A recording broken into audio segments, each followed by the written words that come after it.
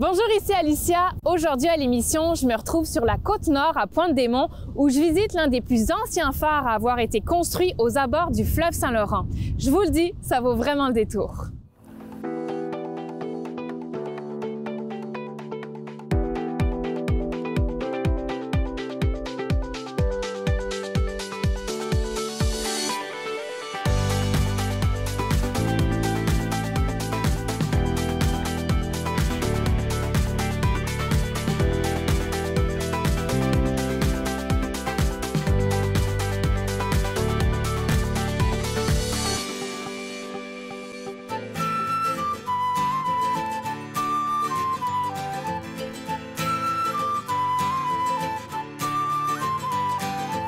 On est ici devant le phare de Pointe-des-Monts et avec moi, j'ai France Caron. Vous êtes la directrice générale de la corporation du phare de Pointe-des-Monts sur la Côte-Nord, à 15 minutes à peu près de baie Trinité. France, j'aimerais ça que vous nous mettiez en contexte. Parlez-moi un peu du rôle du phare. Alors, c'est le deuxième phare construit sur le fleuve Saint-Laurent, 1830. Le deuxième, le premier étant à l'île Verte.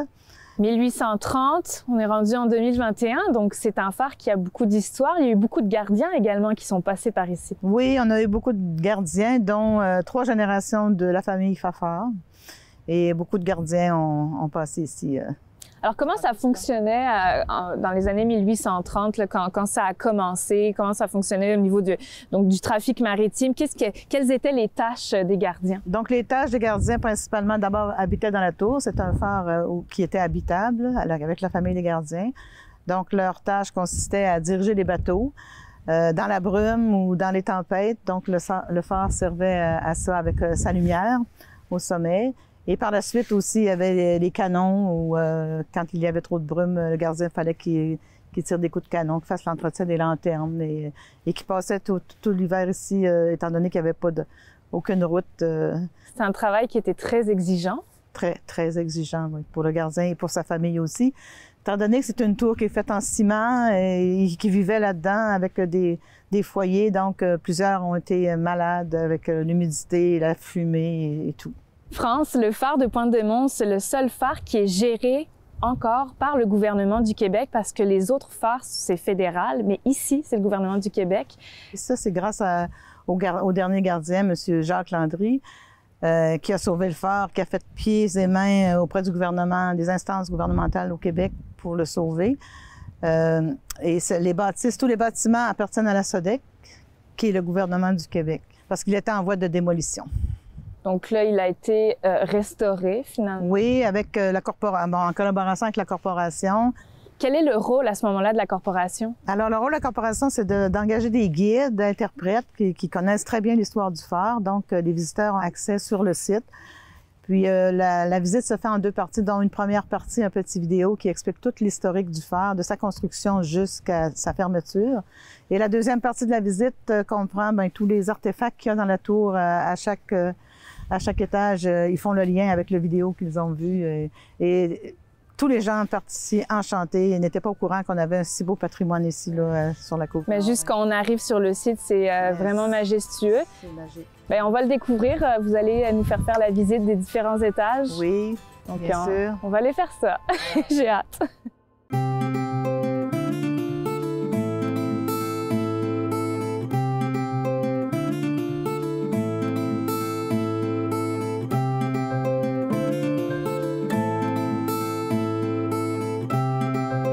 Moi, je m'appelle Sophie. Moi, je m'appelle Josiane. Puis on est les fondatrices des Essentiels. C'est une petite entreprise de produits naturels fabriqués à la main à Port-Cartier, sur la Côte-Nord.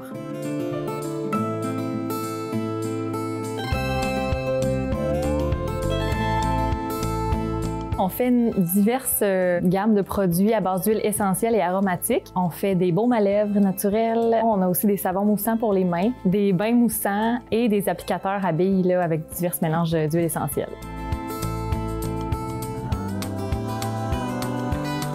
Un point qui nous rejoint aussi, c'est que ça soit proche de la nature, en fait. On est inspiré par la nature pour nos odeurs. On adore là, tout ce qui sent sucré, mais ce ne sera pas notre petite entreprise qui va fabriquer une chandelle à la barbe à papa. T'sais, nous, ça va plus être des fragrances comme douce nature, douce mer, inspirées par tout ce qui nous entoure, en fait. La plage qui est à côté de chez nous, les sentiers en forêt aussi. C'est vraiment ce qui nous rejoint. Celle-là, c'est Douce Mer. C'est une fragrance qui est très douce, en fait. Ça rappelle un peu l'air salin, le vent marin là, qu'on a pas loin de chez nous. Fait que c'est ce qui nous a inspiré, là, ce mélange d'huile pour faire cette bougie-là. Ça fait partie un peu de notre quotidien d'avoir une vie vraiment simple. Fait que nos produits, ça se traduit en fait de par le design, d'être super simple, des fragrances le plus naturelles possible, les étiquettes le plus naturelles possible aussi. C'est nous qui les fabriquons, donc on peut mettre ce qu'on veut parce qu'on se dit, hey, tu sais, la vie est simple, puis on fait ça pour s'amuser, puis on lâche prise sur certaines choses aussi. Donc ça se reflète un peu là, de ce côté-là. Une soirée, on était toutes les deux, puis on avait décidé de fabriquer un parfum pour nous, puis pour offrir à notre famille, parce qu'on recherchait quelque chose de sain pour nos enfants, nos animaux. Une soirée, une petite coupe de vin, on s'est dit « Hey, on fabrique des parfums », puis on en a offert quelques-uns. Puis finalement, la réponse a été super positive, fait qu'on s'est dit « Ben, let's go ». À la base, c'était pour trouver du temps pour se retrouver entre sœurs aussi, parce qu'on a 6 enfants à nous deux, puis un travail aussi, chacun de notre côté, à temps plein. Donc, c'est ça, on se disait, hey, on se voit plus comme sœurs, ça serait le fun de passer du temps ensemble, fait qu'on y va à temps perdu les soirs, les week-ends, parfois quand ça donne aussi. T'sais, autant on se ressemble, autant on est totalement différentes. Fait que je pense qu'on fait une super belle équipe, puis... On se complète bien. Oui, on se complète bien. Ce qui est le fun aussi, c'est qu'on n'a pas nécessairement besoin de se parler pour se comprendre. Ou des fois, ça serait drôle si un petit oiseau nous regardait pendant qu'on fait des produits parce qu'on pourrait ne pas se parler pendant une journée parce qu'on sait exactement quoi faire, sur quoi s'aligner. J'ai droit. On a un super événement qu'on aime beaucoup sur la Côte-Nord, c'est la Côtière. Fait qu'à chaque année... C'est là où les gens font leurs petites courses pour les fêtes, des cadeaux locaux. Fait que ça nous fait toujours bien plaisir parce que nous, on a seulement une boutique en ligne ou des points de vente. Donc, c'est très rare qu'on rencontre nos clients en face à face. Fait que la Côtière, c'est comme l'événement dans l'année où on les écoute, on écoute leurs suggestions, on écoute leur feedback aussi. Fait que c'est vraiment la place dans l'année où on peut là, vraiment échanger avec les gens. Je vois une très bonne communauté d'entraide entre les femmes. On a des amis, exemple à Sept-Îles, qui sont dans une boîte de communication qui nous donnent un coup de main, des amis à la radio. C'est comme, je vois ça comme un gros cercle d'échange, de force, d'entraide, en fait. Fait que je trouve ça super intéressant. C'est sûr qu'il y a des défis supplémentaires. Peut-être on parlait au fait d'être femme, là, mais d'être maman, entrepreneur, femme d'affaires, travailleuse à temps plein. Conciliation, famille, travail. Oui, ça, c'est un des défis auxquels on fait face. En fait, on doit conjuguer avec ça. Ça demande une certaine rigueur pour avoir des sphères très équilibrées de notre vie, là. La famille, l'entreprise, puis le travail. Fait que c'est de jongler un peu à travers tout ça. Ouais. On aime être ensemble en famille, comme avec nos enfants, avec nos parents, nos amis, nos conjoints. Exemple, on est tout le temps ensemble. On soupe ensemble. C'est important pour nous d'avoir des ambiances chaleureuses. Fait que c'est sûr qu'il y a toujours une bougie sur le coin de la table qui brûle pendant qu'on est ensemble en famille. Fait que ça se reflète comme ça dans notre quotidien, en fait. Là. Quelque chose de chaleureux, c'est ça, de confortable, de douillet. Mais dans la simplicité. Exact. Ouais.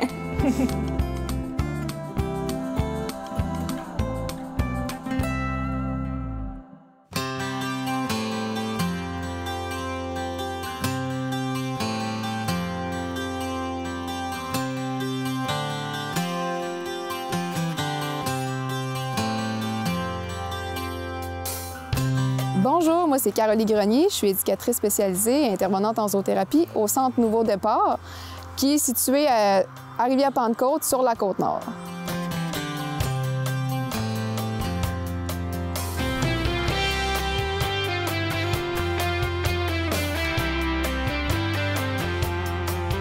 Moi je suis éducatrice spécialisée, j'ai fait un DEC de 3 ans, puis par la suite, j'ai été faire l'AEC en stratégie d'intervention en zoothérapie. Je suis membre de la Corporation des zoothérapeutes du Québec. N'importe qui peut bénéficier en fait de la zoothérapie. Ça peut être un enfant, ça peut être un ado, un adulte, une famille au complet finalement, personne âgée. C'est ouvert à tous. On règle rien en fait. Nous, on fait un bien-être, un mieux-être pour que les gens développent aussi des stratégies. Parce que moi, en tant qu'éducatrice spécialisée, je peux aider les gens à trouver des méthodes adaptatives pour eux, mais dans leur quotidien finalement, grâce à, par exemple, faire les soins aux animaux. Et ça les développe les responsabilités, l'initiative, l'autonomie, puis aussi la mémoire, parce qu'à chaque fois qu'ils viennent, il faut qu'ils se souviennent de OK, il faut que je fasse telle tâche, telle tâche, telle tâche. Ou un enfant, par exemple, qui a déjà un suivi en orthophonie, Bien, on peut travailler les mots aussi, sans que ça soit sur un petit papier. On va parler du cheval. Hein? On vit concrètement avec l'animal. Le cheval, la brosse dure, la brosse molle, ainsi de suite. Il était. Géopi et Boyka, ça, c'est mes deux chiens, mes deux merveilleux chiens. Après ça, on a aussi les poules et coqs. On en a 9 dans le poulailler. Il y a Loïs qui est vraiment super. Elle a vraiment un contact avec l'humain. On a les 2 mini-chevaux, Ruby et Folie, qui sont arrivés cet été. On a Ivar et Björn, les 2 mini-chèvres. On a les 2 cochons miniatures, Barca et Crixus. On a nos 2 lapins, Aria et Whisky. On a 12 furets aussi. Je ne commencerai pas à les énumérer, par exemple. Bienvenue aux Furets du Nord.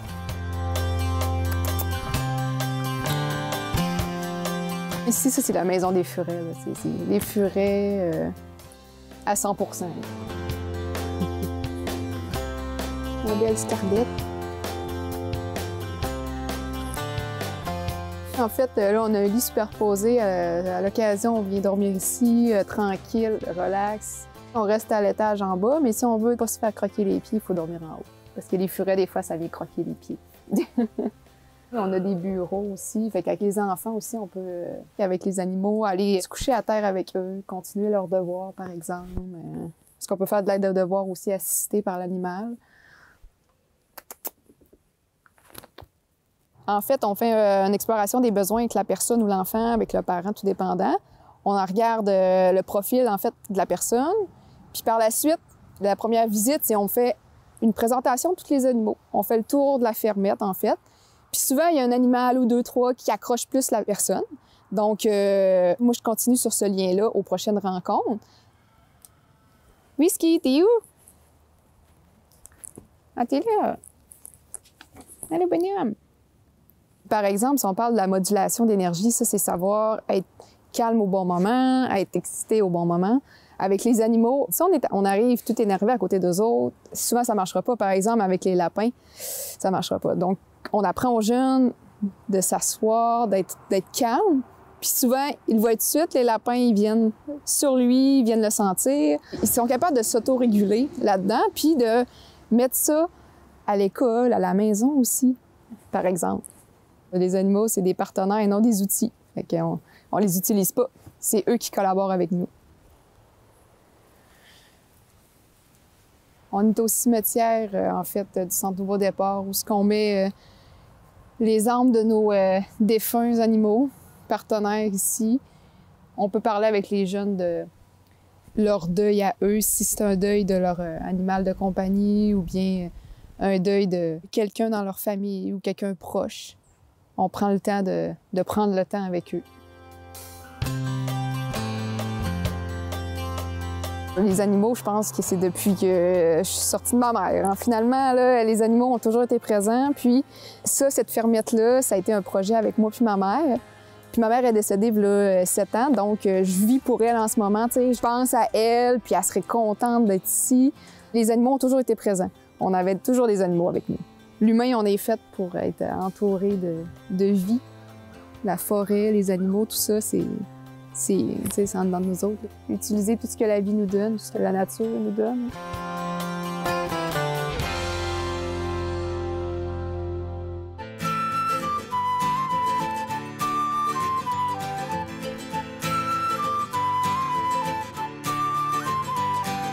Alors, bienvenue au phare. Oui, merci. Alors, voici ici, c'était la première place que les gens voient quand ils viennent faire la visite. C'est d'ailleurs ici que tout se passait, les soupers familiales avec la famille, les gardiens et tout ça. C'est ici qu'était la cuisine. Une table ici au milieu avec les chaises. On voit qu'il y a le foyer ici à gauche. Ah oui, alors c'est avec le foyer qu'ils faisaient leur nourriture. À côté, vous avez un four à pain où ils faisaient leur pain aussi, bien sûr. Donc, il devait quand même faire chaud dans cette pièce. Oui, cette pièce-là, c'était chaud et c'était pas tellement grand aussi pour avoir la table de cuisine et tout le monde autour de la table. Dans le temps, c'était des grosses familles, dont une famille de 12 enfants, donc il y avait de la vie. Alors, je vous invite à monter au premier étage. Quand même faire attention parce que vous allez voir qu'il y a beaucoup d'usure dans les marches, surtout dans les premiers étages. Les marches ont beaucoup de vécu. C'est vrai, hein? On le sent. Vous le sentez? Il y a comme un creux, là. Oui, un creux. J'imagine que ça prend un certain cardio hein, quand on va arriver en haut, une centaine de marches. Ah oui. À peu près qu'on va avoir Oui, monté. à peu près, oui. Ça prend un bon cardio. Donc là, on est dans quelle pièce, France? Donc, on est le premier étage où il y avait des lits avant, les gens à chaque étage. C'était une chambre. C'était une chambre. Okay. C'était une chambre. Ici, ça a rapport avec les lanternes du phare alimenté de l'huile de baleine ou de l'huile de Les phoque. lanternes, c'était de l'huile de baleine. Il fallait qu'ils remettent de l'huile assez régulièrement dans c'est les ça. Il y avait une énorme charge de travail pour les gardiens ici afin d'assurer la sécurité de tous les marins sur le fleuve. Et en avant, comme il y a eu beaucoup de naufrages, il y a un immense cimetière marin ici en avant du phare. Des centaines de bateaux probablement qui ont coulé ici. Hein. Oui, c'est ça. Bon, France, on continue. Alors, prochaine pièce en haut. Prochaine pièce, prochain étage.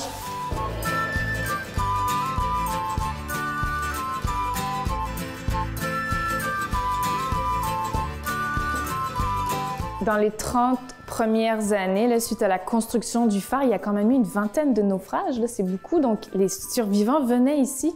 Oui, c'est ça. Les survivants venaient ici. Donc, il fallait prévoir aussi du ravitaillement pour tout l'hiver pour accueillir les survivants des naufrages. Et qui, à la base, c'était pas très gastronomique. Il y avait seulement des pois, de la farine et du porc. Donc, il fallait pas s'attendre à des soupers gastronomiques.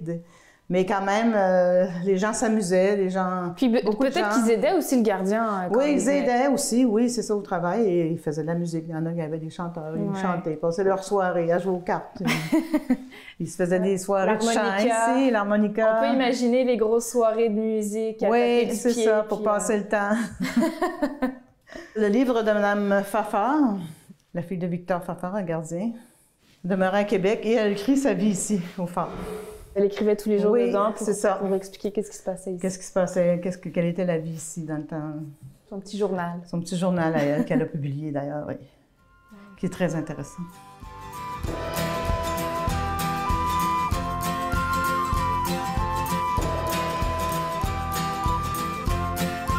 C'est ici que le bureau du gardien, le bureau de travail du gardien se trouvait, tout son équipement et tout l'entretien qu'il faisait. Donc, c'était la place pour faire son travail. On peut vraiment les imaginer, les gardiens ici. On la sent, l'histoire, quand on fait la visite du phare, je trouve. Ah oui, vraiment, c'est ça. Il y a une ambiance spéciale quand vous rentrez dans la tour. Là. Moi, ce que j'aimerais aujourd'hui, c'est que nous aussi, on prenne la relève auprès de nos enfants. Donc, on perpétue cette histoire du Québec dans les écoles pour que les enfants aient un sentiment d'appartenance aussi à ce qui se passait dans le temps. Donc, Alicia, je t'invite à monter le dernier étage, qui est plus un escalier. Non, mais je peux te dire que j'ai le vertige, j'ai beaucoup le vertige, okay, donc je vais te laisser aller faire la visite. C'est vrai que là, on commence à être vraiment dans la partie la plus... C'est plus escalier, là, maintenant. Oui, c'est ça. Oui. Et pour sortir à l'extérieur. Alors, je monte, je vais voir le haut du phare quand même. Je ne suis pas montée ici pour rien, je vais aller jusqu'en haut. Pendant ce temps, je garde le dernier étage. Puis là, France, il y a une petite porte pour sortir à l'extérieur. Oui, c'est ça. Je vais aller voir. Wow! Magnifique! C'est beau! La vue est assez incroyable.